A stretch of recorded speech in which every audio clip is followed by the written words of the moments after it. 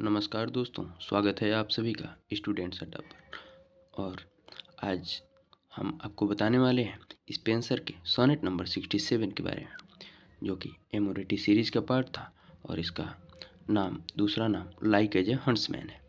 इस पोएम का जो मेन थीम है वह love, patience, pursuit and surrender पर है। और इस पोएम में पोएट ने दो मेन सिंबल्स के माध्यम से पोएम को बताया है। पहला है डियर, जो कि बिलवेड वुमेन को रिप्रेजेंट करता है, और दूसरा है हंट्समैन, जो कि लवर को रिप्रेजेंट करता है। और इसका इम्पॉर्टेंट मैसेज है कि love comes naturally when we stop forcing. Rhyme scheme इस पोएम का है ABAB CD EFEF GG। वैसे तो एग्जाम पॉइंट ऑफ व्यू से इतने इन्फॉर्मेशन इस सोनेट के लिए काफ़ी है। आपको पता होना चाहिए कि सोनेट 14 लाइन्स का पोएम होता है, और ये एलिजाबेथन एज में ये जो राइम स्कीम है ABAB CD EFEF GG, इसने शेक्सपियर के भी सोनेट्स की रचनाएं इन्हीं राइम स्कीम में हुई हैं। और हम अब बात करने वाले हैं एडमंड स्पेंसर के बारे में, और उनके कुछ और वर्क्स को हम लोग देखेंगे जो कि एग्जाम पॉइंट्स ऑफ व्यू से इम्पॉर्टेंट हैं। तो एडमंड स्पेंसर एक एलिजाबेथन पोएट रहे हैं, और इनको लैम्ब ने पोएट्स पोएट भी कहा है। तो ये एग्जाम के पॉइंट से बहुत ही इम्पॉर्टेंट क्वेश्चन है कि एडमंड स्पेंसर को पोएट्स पोएट किसने कहा है। इनके वर्क्स में इनका जो फर्स्ट वर्क है स्पेंसर का, वो है शेफर्ड्स कैलेंडर। इस पोएम में पोएट इंट्रोड्यूस करते हैं कॉलिन क्लाउड को, और उनकी लाइफ को डिपिक्ट करते हैं एक शेफर्ड के द्वारा, और पूरे 12 मंथ्स ऑफ द ईयर के द्वारा। तो जैसा कि वर्ड कैलेंडर है, तो कैलेंडर से इस बात को आप इजीली ग्रेस्प कर सकते हैं कि कैलेंडर 12 मंथ का होता है। तो इस पोएम में भी पूरे 12 महीनों के अंतराल पर इस कैरेक्टर कॉलिन क्लाउड के कैरेक्टर को दिखाया गया है। ये पोएम जो कि है, ये डील करता है Collins shattered love for Rosalind, praise for the queen Elizabeth and the rustic shepherd's life. तो इस पोएम में क्वीन एलिजाबेथ, जो कि उनकी कंटेम्प्रेरी क्वीन रही थी, उनको प्रेज किया गया है इस पोएम में।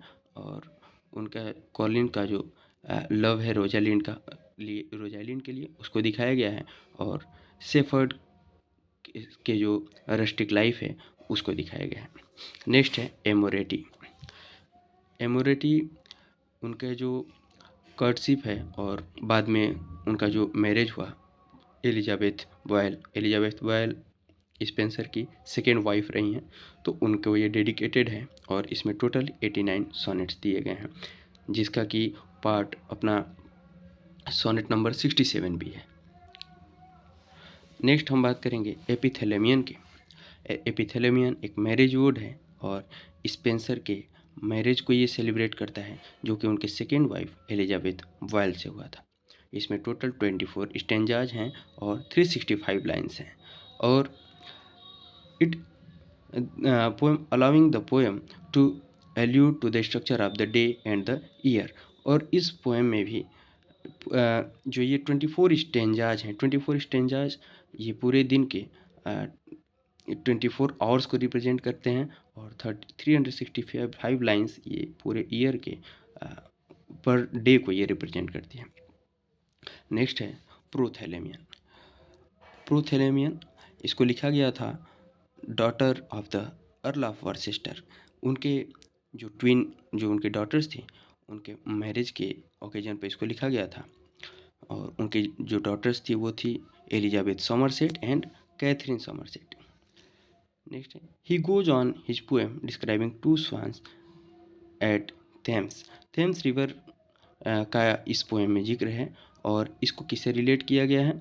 जो थेम्स रिवर में पोएट जो 2 swans हैं उनको रिप्रेजेंट किए हैं बिब्लिकल मिथ जो है जो और लेडा, उनसे इनको रिलेट किया गया है। नेक्स्ट है हमारा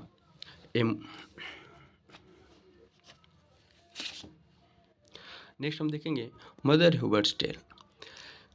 ये एग्जाम पॉइंट ऑफ व्यू से बहुत इम्पोर्टेंट है, और इसमें एक बेड रिटन पोएट जो कि बीमार पड़े हैं और उनसे कुछ मिलने के लिए कुछ विजिटर्स आते हैं और उनको डिफरेंट डिफरेंट स्टोरी सुनाकर उनको एंटरटेन करते हैं. The only of the one the poet finds worthy enough to retell the tale told by old mother Hubbard about an ape and the fox. और जितनी भी स्टोरीज पोएट को सुनाई जाती हैं उसमें से जो उनको वर्दी एक लगता है जिसको कि वो रिटेल करते हैं, दोबारा सुनाते हैं, और वो रहता है एक स्टोरी एप और फॉक्स का जो कि मदर ह्यूबर्ट के द्वारा सुनाया गया रहता है. यह एलिगोरिकल पोएम है with overarching themes of such as political reform. तो एलिगोरी आप लोग जान ही रहे हैं कि जो भी इसमें कैरेक्टर्स होते हैं वो रियल लाइफ किसी न किसी कैरेक्टर को शो करते हैं. नेक्स्ट है एस्ट्रोफिल.